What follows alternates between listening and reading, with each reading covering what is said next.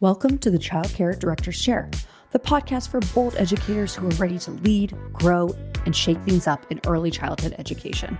Whether you're a teacher eyeing that lead role, a lead stepping into leadership, or a center owner dreaming big, this is your space to grow with purpose and leave your mark. Hosted by heart-centered leadership coach Erica Sacoccio, each episode brings you real talk, actionable tools, and a contagious laugh or two, all designed to help you step into your next level with confidence. So pour your coffee, pop in those earbuds, and take your seat, because your leadership journey starts right now in the Childcare Director's Chair. Hey guys, it's Erica, and you are tuned into the Childcare Director's Chair podcast. Today, I wanted to just give a few shout outs before we hop into today's topic. I wanted to say thank you so much to our listeners in San Diego, California, San Francisco, California, Los Angeles, California, Atlanta, Georgia, New Haven, Connecticut, and Murray, Kentucky. You know what they all have in common? Those are my cities with the most downloads for last week. So thank you so much. I'm so happy that you're here today, no matter where you're listening from. So let's get into it.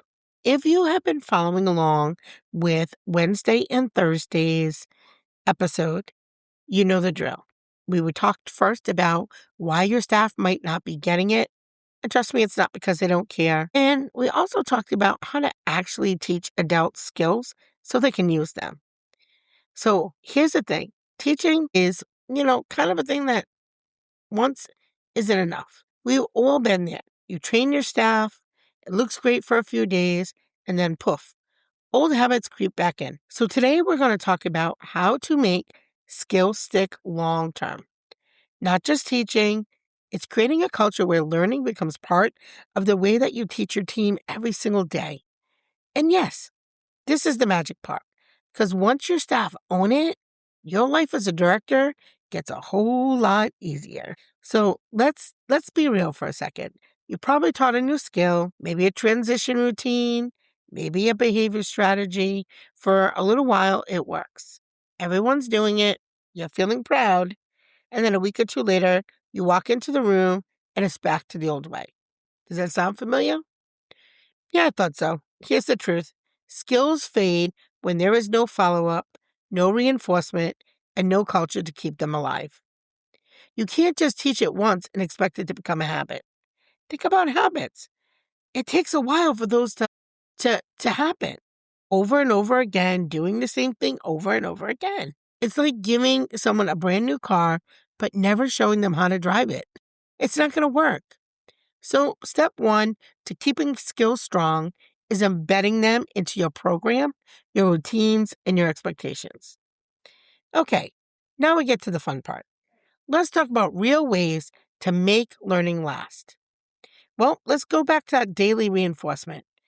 I'm talking about little nudges, not big lectures. Every day, remind your team about the skills they're working on. For example, let's say you taught a new circle time transition. Walk in and say, let's try that new routine that we practice, and I'll watch and we'll tweak it if needed. Just quick, gentle, consistent. That's what makes it stick. Weekly huddles are really important too. It doesn't have to be a big, scary thing. It could be 10 minutes a week, and that can be enough. You could use it to celebrate wins. You can say, hey, I noticed Sarah handled that behavior perfectly this week. Or discuss challenges. What didn't work as well, and how can we fix it? These hurdles do two things. They reinforce the skill, and they build team morale. People feel seen, heard, and supported. And the other thing is, can we not wait until the teacher walks in the room so frustrated that they say, it's the kid or me, right? Why do we wait until behavior challenges or any teacher concerns get so big that it comes to that? If we're doing these weekly huddles every week, you're going to be able to de-escalate that frustration much quicker. And they're going to feel better about it. I think it doesn't always have to come from you either. Peer observation and coaching is a real thing, guys. And adults learn best from each other. So peer up teachers. Let them watch each other. Give feedback and share tips. One teacher who leads a small group while the other one observes and then they chat afterward, that feels safe, it feels supportive, and it's super effective. So we should really be doing more of that. And here's the thing, I've seen new staff light up when they get coaching from someone who's been there and done that. Peer coaching builds confidence like nothing else. Now, one of the things that I think really helps reinforcement is catching your team doing it right. Don't just notice mistakes, celebrate successes. It's funny because, and the teachers do it too. They'll come in the room and they'll be like, Johnny he was off today. He just was running about the room, running amok. And the teacher is so frustrated and used all of their energy on that one child. And, I think it's important for them to notice that the other 95% of the students did a great job and listened and used self-control and enjoyed the curriculum and were engaged. So I think it's the same thing here.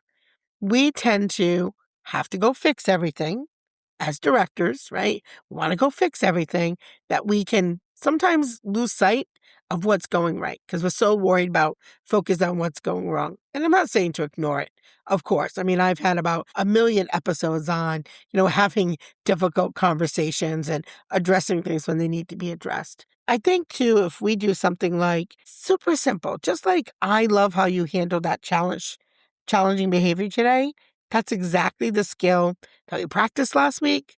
That's a simple script, guys. Recognition reinforces behavior. That builds confidence, and that keeps the skills alive. And visual reminders too. Simple visual reminders work.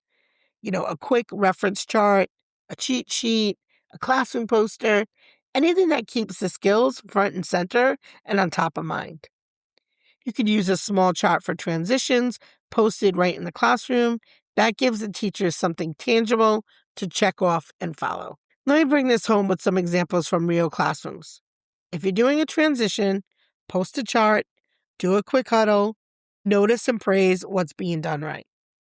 If you're talking about behavior guidance, maybe you can do some role playing in peers once a week. Give some positive feedback and celebrate improvement. In terms of documentation, quick visual guides are the way to go, weekly check-ins, and recognition for completing the documentation. How many times have you got a cleaning list back or an attendance sheet back or some other form in terms of a checklist that a teacher has to fill out and it wasn't completed? Has that ever happened to you? Well, if not, fantastic. But it has happened to me before.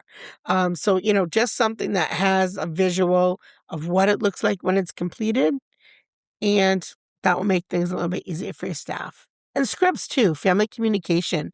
Provide scripts for your team. Practice with the partner and debrief after real calls. I love giving scripts. I give scripts to my team I call my team. I love them. My trailblazers. We use scripts all the time. And it's something I highly recommend, which is why I give it to them in part of their toolbox. The bottom line is consistency is key. Repetition, reflection, and support turns it into a habit, just like we talked about yesterday. And the common problems that you got to look out for is skipping reinforcement. Because if you do, old habits are coming back. Only pointing out mistakes, well, you're going to kill confidence. Assuming skills will stick automatically, they won't. So, rule of thumb, reinforce, support, and celebrate. Adults need repetition, reflection, and respect. Just like I told you yesterday and the day before that. So, again, repetition. I wanted to sink in. So, teaching your staff is one thing. Maintaining the skills and building a culture around them is what makes a difference.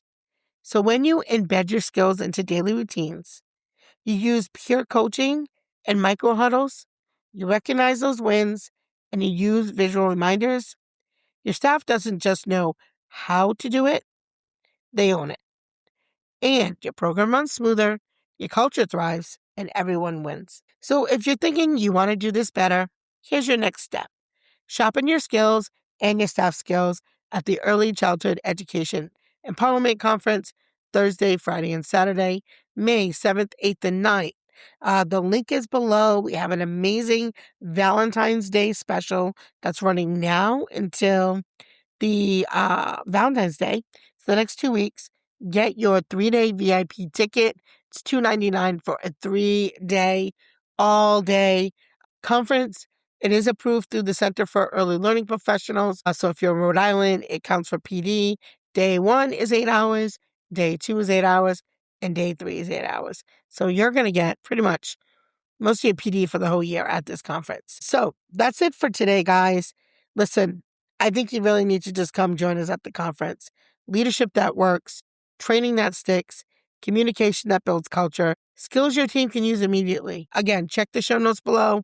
The link is there, all the things. As always, I hope you have an amazing day, and please connect with me on Instagram. Have a good day. Bye.